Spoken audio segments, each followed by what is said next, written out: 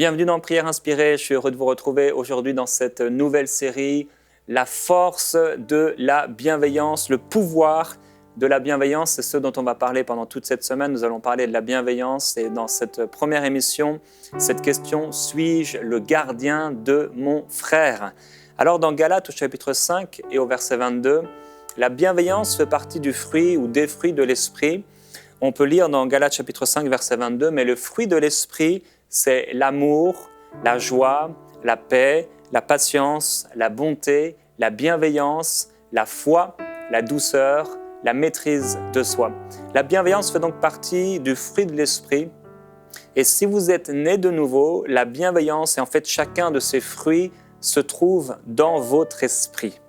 La bienveillance, c'est quelque chose dont on parle peu et pourtant c'est puissant, vous allez le voir cette semaine. Le pouvoir de la bienveillance, c'est cette qualité morale de bonté envers l'autre. C'est une attitude de douceur qui va s'exprimer vis-à-vis des autres. C'est une attitude de cœur également qui nous permet de ne pas penser juste à nous, mais également aux autres. La bienveillance, c'est cette décision qu'on prend et que manifeste une personne de faire du bien à l'autre. Donc la bienveillance, elle se trouve dans votre esprit. Et c'est peut-être une bonne nouvelle déjà pour certains aujourd'hui, c'est que je viens vous dire et vous annoncer que vous avez ce fruit de l'esprit dans votre esprit, dans votre cœur. C'est en vous, c'est à l'intérieur de vous qui s'appelle la bienveillance. Vous avez quelque chose qui a été déposé par le Seigneur comme dans un jardin, le jardin de votre cœur. Et ce fruit, ce dépôt dans votre esprit, cette graine que Dieu a mis en vous, ça s'appelle la bienveillance. Cette capacité, ce pouvoir de faire du bien autour de vous. Et on va voir tout ce que ça entraîne dans nos vies. Si nous vivons par l'esprit, on va manifester le fruit de la bienveillance. Mais si nous vivons comme l'homme animal, un homme égoïste, alors nous ne pourrons pas malheureusement manifester cette bienveillance parce qu'elle sera en fait enfouie sous un tas de préoccupations mondaines ou parfois égoïstes. La bienveillance, elle est présente partout dans la parole de Dieu. Et j'ai étudié un peu sur ce thème donc, dans le livre des Actes. Et j'ai trouvé 90 actes de bienveillance dans le livre des Actes des Apôtres. Et c'est pourquoi je vais, pendant ces 5 jours, ces 5 émissions, je vais vous partager 18 actes de bienveillance dans les Actes des Apôtres pendant chaque jour. Donc on va atteindre les 90 actes de bienveillance dans les Actes des Apôtres, simplement pour vous partager un peu différents actes de bienveillance qui se trouvent dans la parole de Dieu. Alors dans Actes chapitre 1, on voit par exemple Jésus qui se présente aux disciples pendant 40 jours, après avoir souffert en les enseignant sur le royaume de Dieu. Ça, c'est un acte bienveillant.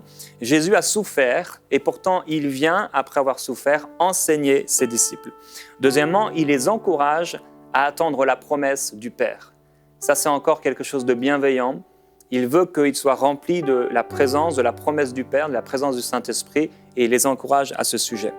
Un peu plus tard, 2 anges, ils réveillent un peu, entre guillemets, les apôtres, vous savez, et les disciples sont en train de regarder au ciel et ils viennent pour leur dire « Non, mais le Seigneur Jésus va revenir de la même façon. » Ou encore, tous priaient d'un commun accord avec les femmes, avec Marie et avec les frères. Ça, c'est encore bienveillant d'avoir dans une réunion de prière non seulement peut-être nos amis proches, mais d'élargir à la famille spirituelle. C'était bienveillant et c'était bienveillant de prier tous en commun. Pierre se leva pour qu'un homme prenne sa place dans son apostolat et qu'il remplaça Judas. Encore un acte bienveillant. Pierre prêche l'évangile à la Pentecôte alors que la confusion sur ce qui se passe est générale. Il prêche l'évangile et prêcher l'évangile, c'est bienveillant. Comme il le dit lui-même, Pierre est franc dans son discours. C'est bienveillant de faire preuve de franchise quand on parle aux gens. Les gens demandent un secours et Pierre leur partage leur besoin de se repentir pour recevoir la promesse du Saint-Esprit. Encore un acte bienveillant. La Bible dit que par beaucoup de paroles, il les exhortait à sortir de cette génération perverse. Il parlait beaucoup et c'était un acte bienveillant d'exhorter ces personnes à sortir de cette génération perverse. Ils baptisèrent 3000 hommes et ça c'est un acte bienveillant. De baptiser les gens et baptiser 3000 hommes, ça prend du temps. Ce week-end d'ailleurs j'étais dans une église en Colombie, ils ont baptisé exactement 3000 personnes. C'est un acte bienveillant, ça a pris des heures et des heures de baptiser autant de personnes. Ils persévéraient dans la communion fraternelle La fraction du pain et les prières, c'est également un acte bienveillant. Les apôtres accomplissaient beaucoup de signes et de prodiges. Ils avaient tout en commun et personne ne disait que ses biens étaient à lui. C'est un acte bienveillant. Pierre guérit un homme en le saisissant par la main, alors que l'homme les a appelés à le secourir, et c'est aussi un acte bienveillant. Pierre prêche à la foule étonnée, en leur faisant grâce, en leur disant « Je sais que vous avez agi par ignorance ». Puis aux chefs religieux en prison, même en prison, il fait un acte de bienveillance, il prêche l'évangile par amour pour ses chefs religieux. On distribue à chacun l'argent des uns et des autres selon ses besoins. Et c'est encore un acte bienveillant qu'on trouve dans la parole de Dieu. Alors, dans les actes des apôtres, voilà déjà 18 actes de bienveillance que j'ai notés. Et ça nous montre plusieurs façons d'être bienveillant avec ou envers les gens. Maintenant, je voudrais aujourd'hui vous partager particulièrement une parole qui se trouve dans Genèse au chapitre 4 et au verset 9. C'est après cette histoire avec Caïn et Abel, on sait ce qui s'est passé. Et Dieu va demander à Caïn, il va lui dire « Où est ton frère Abel ?» On sait que Caïn va tuer Abel, il va le trouver dans les champs et il va le tuer par jalousie.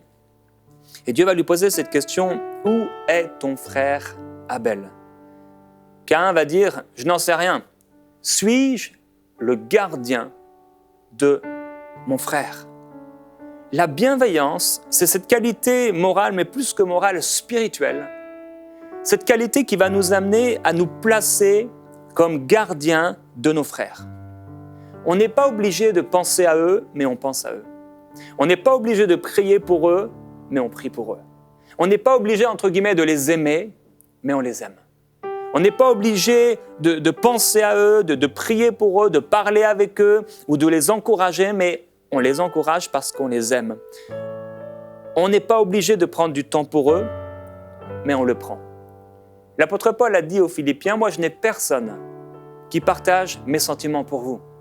Personne qui se soucie de vous pour prendre sincèrement à cœur votre situation. En effet, tous cherchent leurs propres intérêts. » Aujourd'hui, l'Esprit de Dieu, il parle avec force dans le cœur de plusieurs personnes en te disant « Où est ton frère ?» L'Esprit de Dieu communique cette parole. « Où est ton frère ?» Le pouvoir de la bienveillance, c'est cette semence spirituelle que le Saint-Esprit a déposée dans votre esprit pour que vous puissiez être capable de répondre à cette question « Où est ton frère ?» Non pas en disant « Mais suis-je le gardien de mon frère ?» Mais vous pouvez dire en ce moment même la situation émotionnelle, la situation spirituelle, la situation physique de votre frère parce que vous pensez à lui, parce que vous priez pour lui, parce que vous êtes touché par sa situation, parce que vous l'aimez tout simplement. Et l'apôtre a dit, en rappelant à ces personnes qui avaient été persécutées, qui avaient souffert, il leur a dit « Souvenez-vous des premiers jours où vous avez été persécutés après avoir été éclairés, vous avez supporté un grand et douloureux combat. Tantôt vous étiez publiquement exposés aux injures, aux persécutions, tantôt vous vous montriez solidaires de ceux qui se trouvaient dans la même situation. » Élie était un homme de la même nature que nous.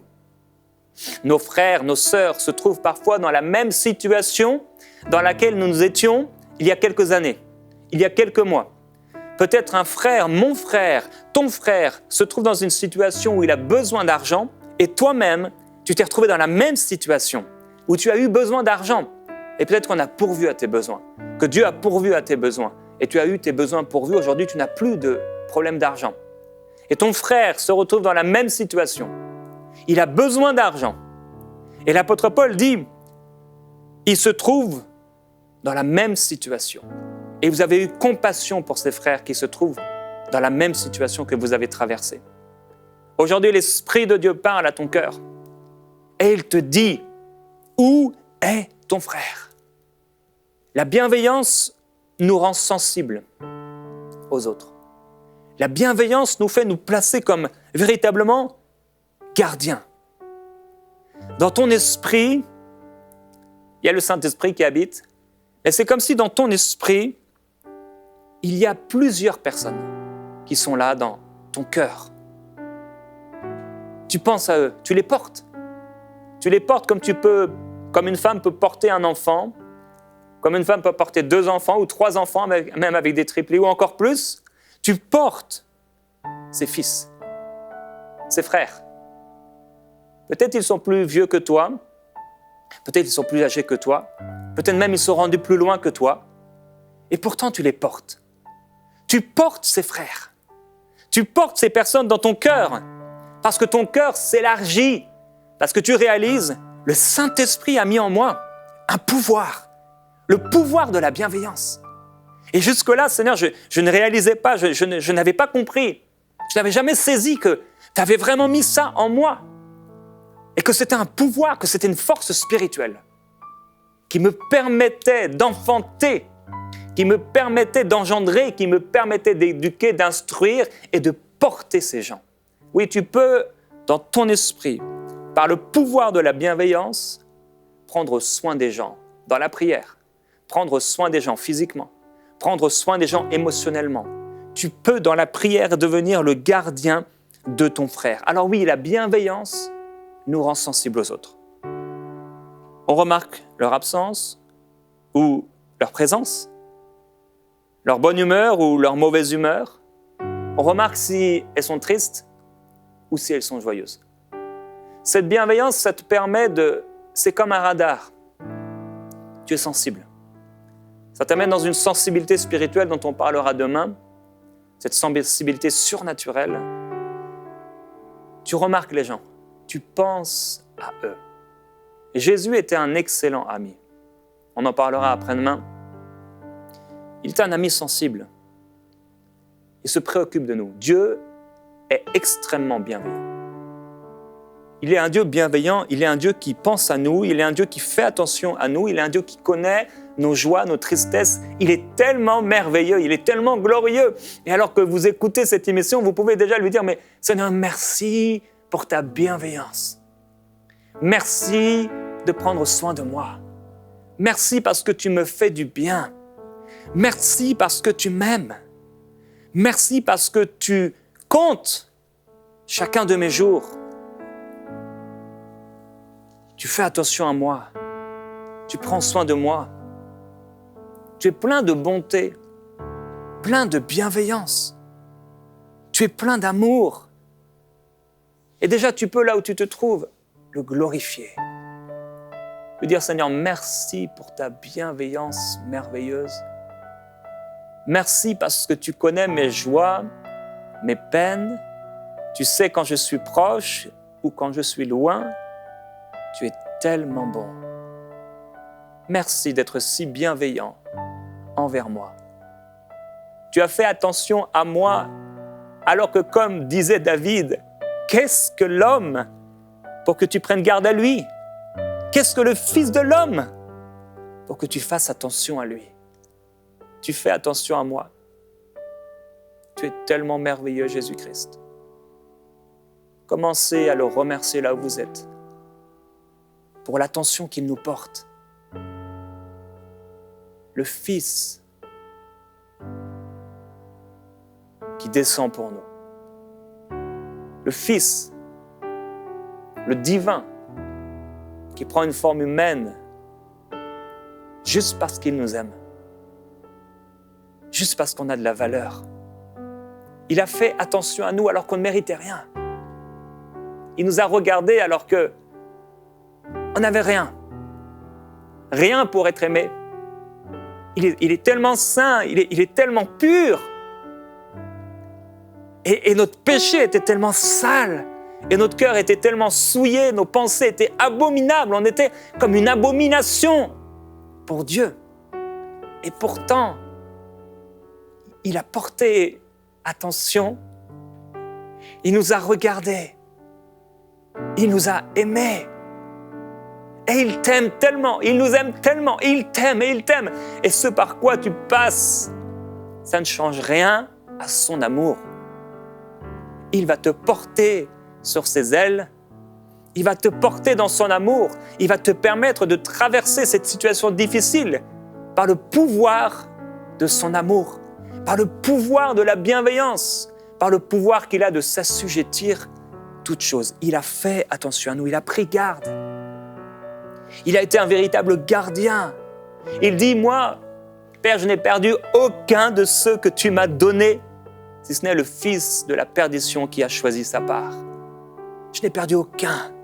Et c'est pourquoi il peut dire à Pierre, j'ai prié pour toi. C'est extraordinaire, c'est pourquoi il peut dire aux disciples, j'ai prié pour vous. Il a attendu d'être seul, sur la montagne, et il a pensé à chacun d'eux. Il a prié pour Pierre. Il a prié pour Jean. Il a prié pour Thomas. Il a prié pour Barthélemy. Il a prié pour les uns et les autres. Chacun, il a nommé leur nom. Il les a cités dans la prière. Il a pensé à Pierre. Pendant que Pierre est en train de dormir, là dans la maison, lui, pendant qu'il est en train de dormir, il pense à Pierre. Et il parle au Père. Et il dit, Père, je prie afin qu'il puisse revenir à toi, qu'il puisse tenir ferme, garder ses frères, que sa foi, alors qu'elle va être attaquée, puisse tenir ferme. Il a prié le Père parce qu'il aimait Pierre. Aujourd'hui, l'Esprit de Dieu te parle et te dit, oui, es-tu le gardien de ton frère? Ce n'est plus comme cette parole de Caïn, mais suis-je le gardien de mon frère? C'est cette parole du Saint-Esprit. Es-tu le gardien de ton frère?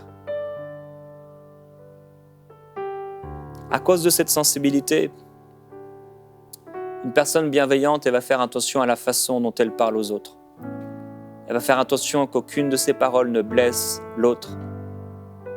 C'est pourquoi aujourd'hui, dans ce temps de prière, si tu as eu des paroles blessantes, et peut-être c'est une attitude, même un caractère que tu as développé, ça fait peut-être même, entre guillemets, partie de ta personnalité, de blesser les gens par tes paroles. Aujourd'hui, par la foi, nous allons faire une prière de foi. Tu vas te saisir de cette bienveillance et te repentir de ces paroles blessantes. Et tu peux déclarer, Père, je te demande pardon pour toutes les paroles blessantes qui sont sorties de ma bouche. Je te demande pardon d'avoir mal parlé, d'avoir fait du mal avec ma bouche au lieu de faire du bien. Pardonne-moi. Pendant ce temps, si tu as des choses qui te viennent, qui montent dans ton cœur, sur ta conscience, demande pardon maintenant. Que ta conscience soit purifiée. Dans cette relation, avec cette personne. Et tu peux te déclarer avec foi. Père, tu m'as donné cette bienveillance. Et aujourd'hui, je m'en saisis par la foi. Et je déclare qu'à partir d'aujourd'hui, et déclarez-le, certains, vous ne sentez pas que vous êtes une personne bienveillante. Mais par la foi, vous pouvez vous en saisir. C'est la confession de notre foi, de votre bouche, qui va se saisir. C'est une main dans votre bouche qui se saisit de ce qui vous appartient. Et vous déclarez, Père, merci, parce que tu as fait de moi une personne bienveillante. Et je le déclare au nom de Jésus-Christ. Dans cette nouvelle semaine, je suis une personne bienveillante. C'est ce que je suis. C'est ce que Dieu a fait de moi. Je suis une personne bienveillante. Je suis un gardien pour mon frère, un gardien pour mes sœurs, un gardien pour mes amis. Je suis le gardien de mes frères. Dieu m'a établi dans ma famille. Dieu m'a établi dans mon église locale. Dieu m'a établi dans mon environnement pour être un gardien. Je suis un gardien spirituel. Par le pouvoir que Dieu m'a donné, le pouvoir de la bienveillance, je fais du bien autour de moi. Je déclare que je suis une personne bienveillante. Je fais attention aux autres alors qu'auparavant, je les délaissais, je les méprisais, je ne prenais pas garde, mais à partir d'aujourd'hui, Je suis sensible. Je suis sensible pour les gens qui m'entourent, par le pouvoir que Dieu a mis en moi. Je fais attention à la façon dont je parle aux gens. Mes paroles sont toujours empreintes de douceur. Ce n'était peut-être pas ce que j'étais, mais aujourd'hui je le déclare à cause de cette parole du Seigneur Jésus-Christ, à cause de cette parole, que votre douceur soit connue de tous. Je déclare maintenant que je suis une personne douce. Je suis transformé dans mon être intérieur par la puissance du Saint-Esprit. Je suis doux. Je suis doux, humble de cœur comme Jésus. Alléluia, parce qu'il habite en moi. Glorieux Jésus-Christ. Merci Saint-Esprit. Une personne bienveillante ne fera pas aux autres ce qu'elle ne voudrait pas qu'on lui fasse. Une personne bienveillante ne fait pas aux autres ce qu'elle n'aime pas qu'on lui fasse. Une personne bienveillante, elle n'est pas égoïste.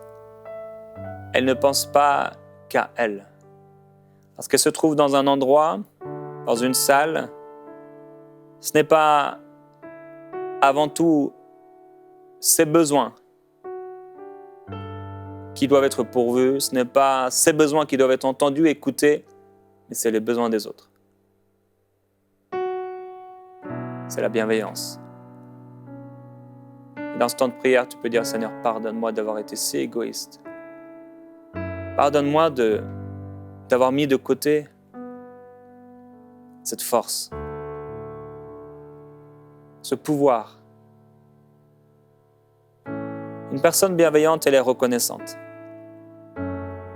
Dans le livre d'Ecclésiaste, au chapitre 9, au verset 14, il est écrit « Il y avait une petite ville et peu d'hommes à l'intérieur. Un grand roi vint contre elle et l'investit, il bâtit contre elle de grandes terrasses. Il s'y trouvait là un homme pauvre et sage, qui délivra la ville par sa sagesse, mais personne ne se souvint de cet homme pauvre. » La bienveillance, on en parlera également après-demain, elle ne te fait pas oublier ce que les autres ont fait pour toi. Elle est reconnaissante. Et aujourd'hui, tu peux être reconnaissant. Parce que Dieu s'est approché de toi, mais aussi parce qu'il a mis autour de toi des frères. Il a mis autour de toi des gens. Il t'a placé dans une église locale, dans une famille spirituelle. Cette bienveillance nous fait nous intéresser aux autres. Quand tu es bienveillant, tu écoutes les autres.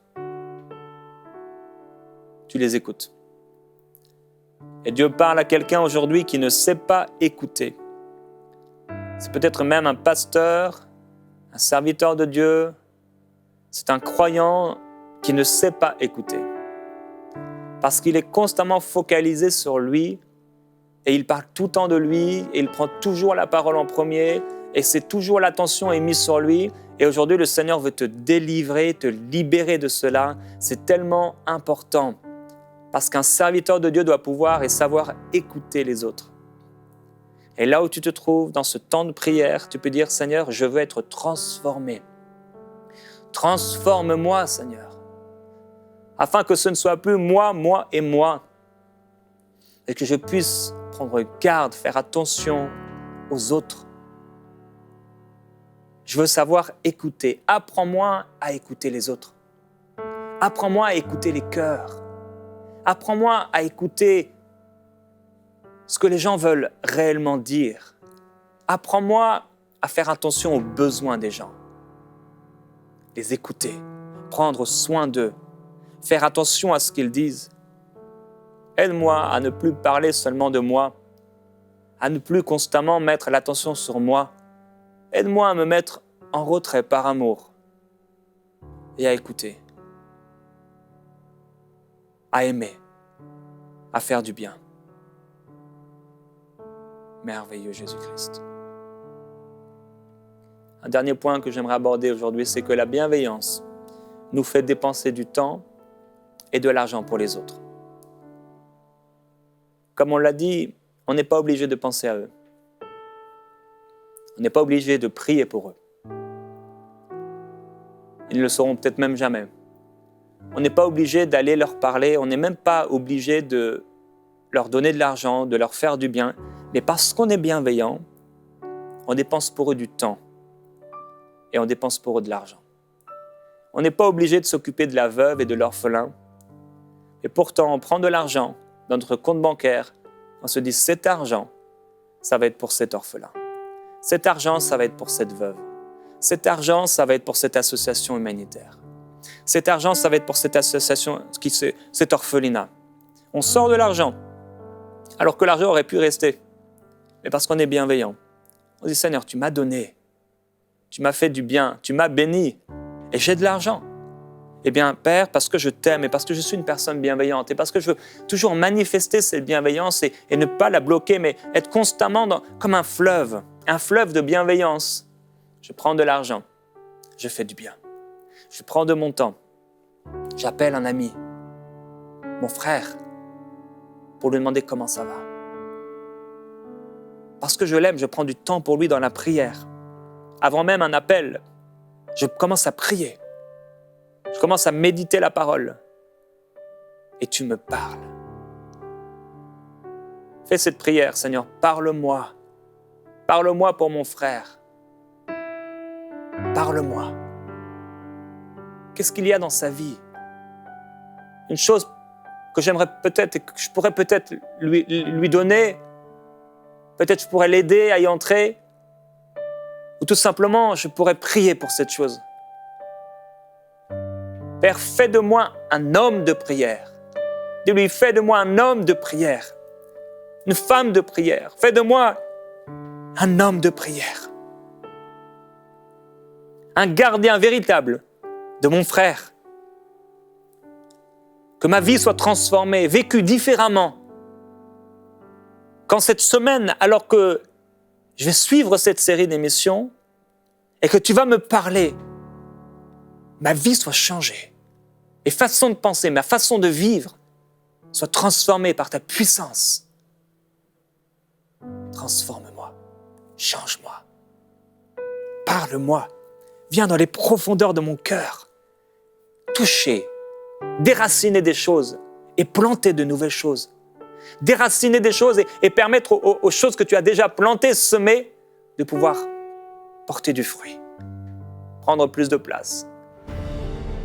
Oui, Père, je suis le gardien de mon frère et je te glorifie.